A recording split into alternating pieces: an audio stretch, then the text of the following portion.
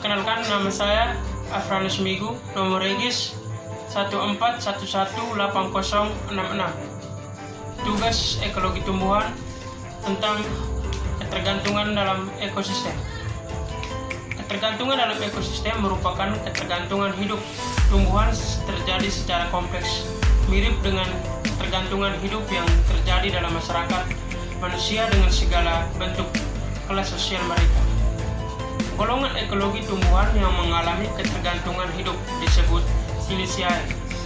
Siliciae adalah suatu golongan tumbuhan yang mempunyai bentuk kehidupan serupa, menduduki relung yang sama dan memainkan peran yang serupa.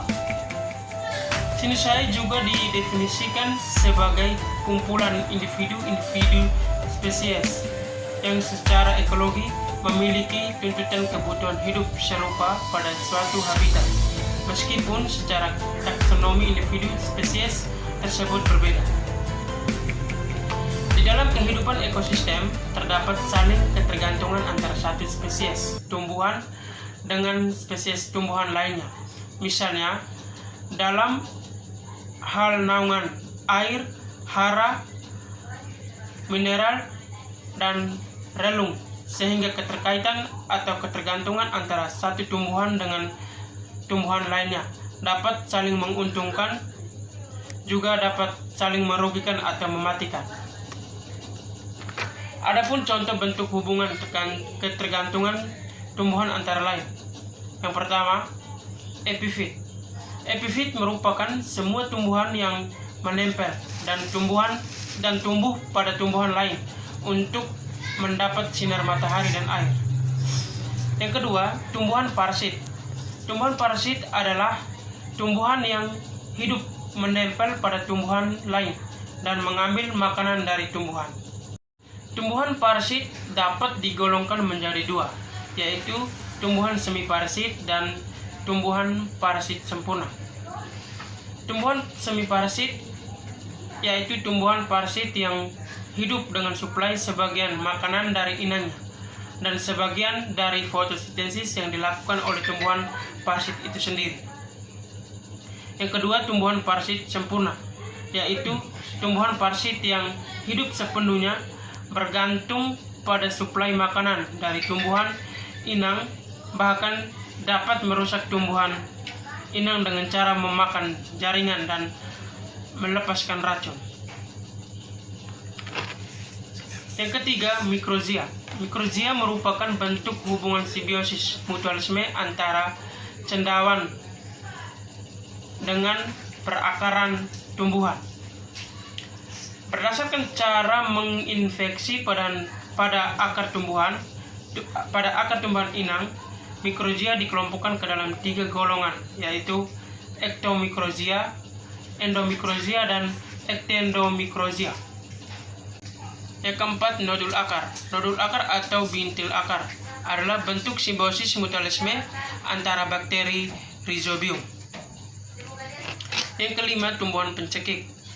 Tumbuhan pencekik atau stangler adalah spesies tumbuhan yang pada awalnya hidup sebagai epifit pada suatu pohon setelah akar-akarnya mencapai tanah dan dapat hidup sendiri lalu mencekik, bahkan dapat membunuh pohon tempat bertumpu. Yang keenam, liana. Liana merupakan spesies tumbuhan merambat. Tumbuhan ini memiliki batang yang tidak beraturan dan lemah, sehingga tidak mampu mendukung tajuknya. Yang ketujuh, hewan hutan atau satwa liar. Hewan hutan atau satwa liar merupakan bagian yang tidak dapat dipisahkan dengan masyarakat tumbuhan. Yang berikut, interaksi tumbuhan dalam ekosistem. Dalam suatu ekosistem, berbagai jenis tumbuhan dan organisme lain hidup bersama-sama dan saling berinteraksi. Contohnya, antara tumbuhan-tumbuhan dengan tumbuhan lainnya yang terdapat dalam satu komunitas. Yang kedua, antara tumbuhan dengan hewan. Yang ketiga, antara tumbuh-tumbuhan dengan organisme mikrobiota. Yang berikut, macam-macam interaksi tumbuhan dengan makhluk hidup lainnya adalah yang pertama, netralisme. Netralisme yaitu interaksi yang sebenarnya hanya bersifat hubungan atau asosiasi saja, bukan interaksi yang sebenarnya. Yang kedua, protokooperasi. Protokooperasi yaitu interaksi dua jenis individu yang akan mendapatkan keuntungan. Tetapi asosiasi kedua individu tersebut bukan merupakan keharusan. Yang berikut, mutualisme yaitu hubungan yang memberikan keuntungan kepada masing-masing yang berinteraksi dan merupakan keharusannya. Contohnya mikrozia yaitu hubungan antara jamur dengan akar tumbuhan. Jamur menghasilkan nutrien yang bersedia dan dapat dimanfaatkan oleh tumbuhan, sedangkan jamur mendapatkan makanan dari tumbuhan inang. Yang berikut, komensalisme. Komensalisme yaitu interaksi antara dua individu yang memberikan keuntungan pada salah satu individu jenis populasi, sementara individu yang lain tidak memperoleh keuntungan apa-apa, atau disebut netral. Contohnya anggrek atau paku-pakuan yang menempel pada tumbuhan inang. Yang berikut, amensalisme merupakan interaksi persaingan dalam bentuk yang lemah, hubungan individu yang satu dirugikan untuk sesaat, sementara individu yang lain tidak dirugikan atau disebut netral. Contohnya alelopati yang dihasilkan tumbuhan Eucalyptus globus yang mengganggu metabolisme tumbuhan lain. Yang berikut, parasitisme. Parasitisme merupakan interaksi di mana satu jenis organisme mengambil atau memperoleh makanan dari organisme lainnya, atau disebut tumbuhan inang. Misalnya benalu yang hidup di cabang pohon. Yang berikut, predasi. Predasi merupakan interaksi yang menangkap atau mengejar dan membunuh mangsanya. Umumnya terdapat pada hewan, misalnya pada tumbuhan kantong semar yang memangsa serangga. Yang berikut, kompetisi atau persaingan. Kompetisi atau persaingan merupakan interaksi dua individu atau lebih mencari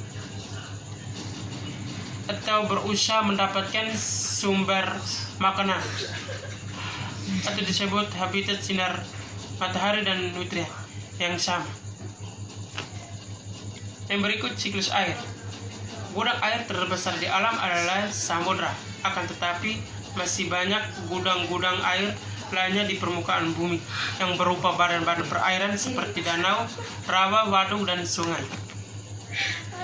Dari gudang-gudang air tersebut, air akan menguap ke udara atau disebut evaporasi, kemudian membentuk awan dan akhirnya turun lagi ke bumi dalam bentuk presipitasi atau disebut hujan, sehingga air akan mencapai ke seluruh permukaan bumi melalui presipitasi dan terus akan bergerak lagi ke bumi, mengalir ke sungai, ke danau, ke laut, menguap dan seterusnya sesuai dengan siklusnya. Terima kasih.